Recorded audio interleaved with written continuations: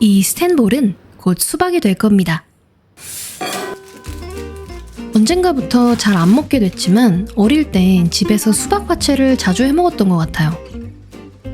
수박을 반으로 갈라서 숟가락으로 과육을 잔뜩 퍼내고 사이다에 우유를 살짝 섞어 붓고 시원한 선풍기 바람을 쐬면서 그 화채를 퍼먹으면 그게 그렇게 맛있을 수가 없었습니다. 그 추억의 화채가 이제는 영어로도 화채라고 검색하면 레시피가 수없이 나오는 바이럴 K푸드가 되었다니 참 신기하죠? 또 어떤 추억의 음식이 이렇게 발굴될지 궁금해지네요.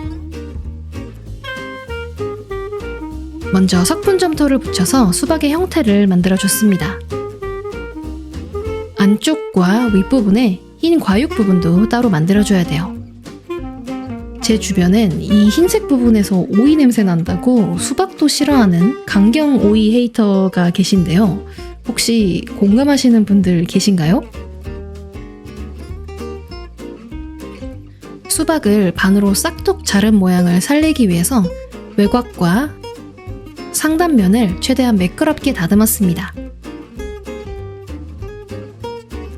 이제 숟가락으로 퍼낸 뒤에 외곽에 약간 남은 과육을 표현해 볼게요.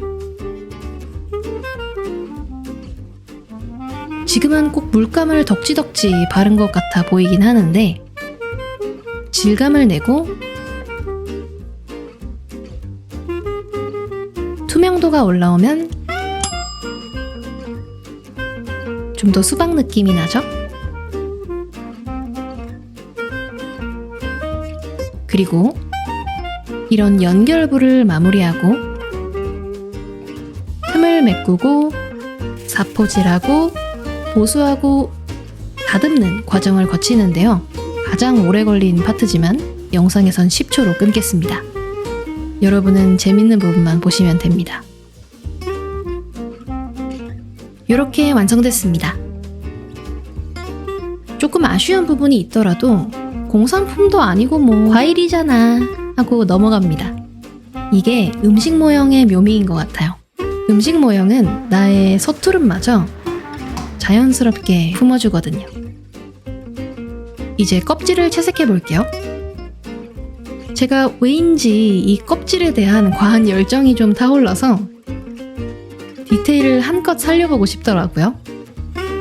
대충 칠한 표면에 꼬불꼬불 흠집을 냅니다. 석분점토는 내수성이 없기 때문에 마른 뒤에도 이렇게 물을 발라주면 금방 부드러워져서 쉽게 흠집이 납니다. 전체적으로 작업해줬어요.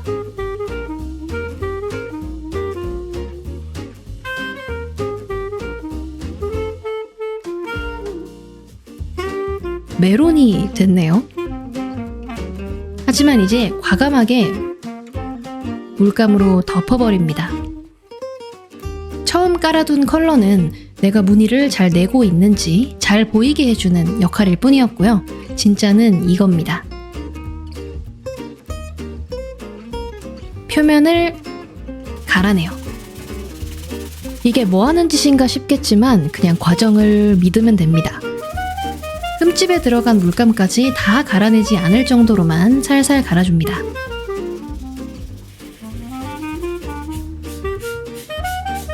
그럼 요런 무늬들이 남죠? 이 무늬들을 베이스로 깔고 채색해 줄게요.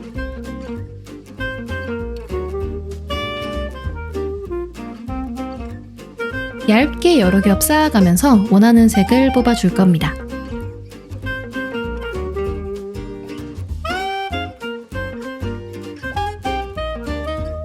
훌렁훌렁 손 가는 대로 줄무늬도 만들어줄게요. 전체적으로 먼저 그려주고 디테일을 넣으면서 더 진하게 만들어줬습니다. 줄무늬가 선명한 수박이 더 맛있는 수박이다 라는 썰이 있긴 하던데 사실 진실인지는 잘 모르겠어요. 저는 수박을 정말 좋아해서 여름이 되면 혼자서 수박을 여러 통 삭제시키고는 하는데요. 수박 인생이 몇 년인데 여전히 찐 맛있는 수박을 고르는 건 사실 쉽지가 않더라고요. 이번 여름 맛있는 수박 고르는 방법, 이런 팁들을 숙지하고 신중하게 골라도 이게 매번 복불복입니다. 뭐랄까, 매번 거대한 가차를 까는 기분이랄까요? 여러분이 보시기에 오늘 만든 수박은 가차 성공한 강도 높은 수박 같나요? 이제 과육을 만들 차례예요. 참고용으로 집에서 썰어왔는데요. 실물을 보면서 색 테스트를 해줄 건데 정신을 차려보니까 없어졌더라고요. 어쨌든 여러분도 이제 익숙하시겠지만 투명도가 높은 폴리머 클레이는 굽고 나면 색이 180도 달라집니다. 그래서 사전에 철저한 테스트를 거쳐서 색을 준비해야 돼요. 이렇게 우리가 아는 그 핑크색의 컵이 5마리를 준비했습니다. 이제 디테일을 좀 더 해볼게요. 반투명 클레이에 기존 핑크색을 살짝 섞고 얇게 펴서 붙여줍니다. 밑에 짙은 핑크색이 부분 비치도록 손으로 꾹꾹 밀어가면서 붙여요.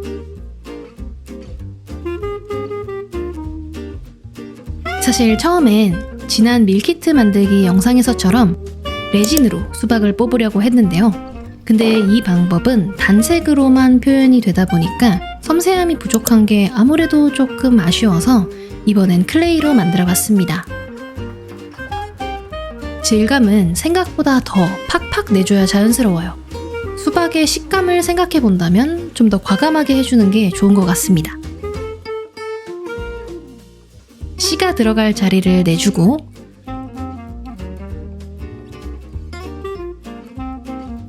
씨를 심어줍니다. 표장은 다양하게 준비를 했어요.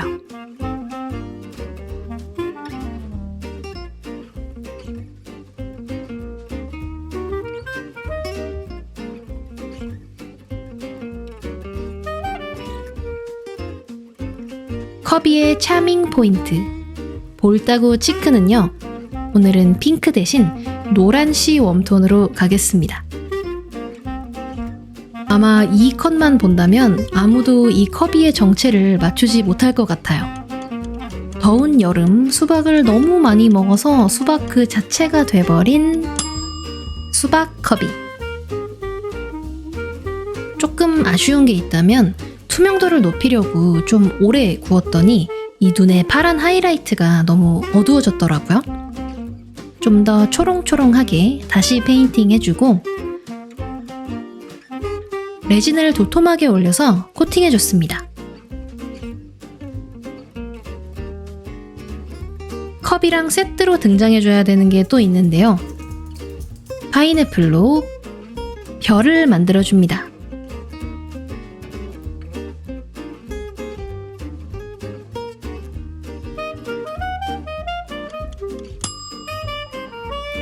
이거 과일이에요? 하는 느낌을 주기 위해서 살짝 초록빛도 넣어봤어요.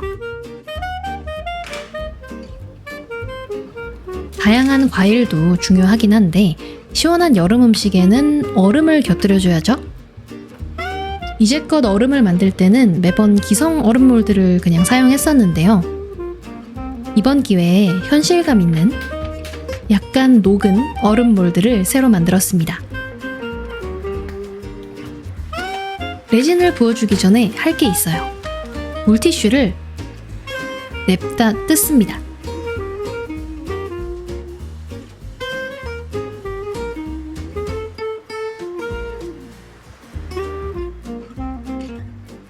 너무 자유분방하지 않게 좀 뭉쳐주고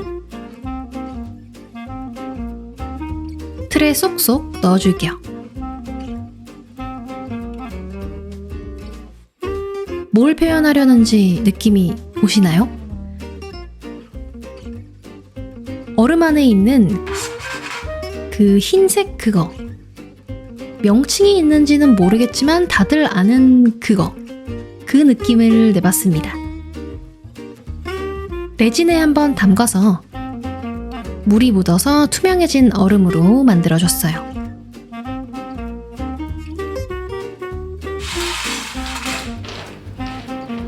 기성 몰드를 쓴 네모 반듯한 얼음보다 훨씬 현실감 있어서 좋네요.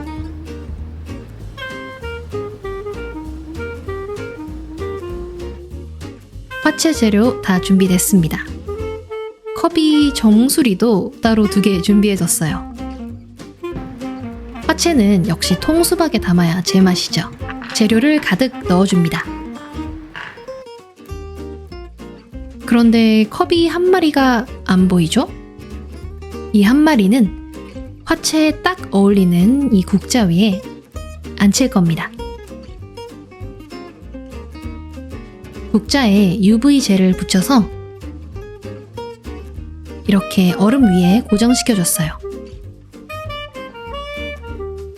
국물은 사이다처럼 맑은 게 더 시원해 보일 것 같기는 하지만 제 취향은 우유를 섞은 밀키스 스타일이라서 오늘도 제 취향대로 갑니다. 여러분은 어느 쪽이 더 좋으신가요? 국자에도 국물을 채워주면 커비 수박 화채 완성입니다.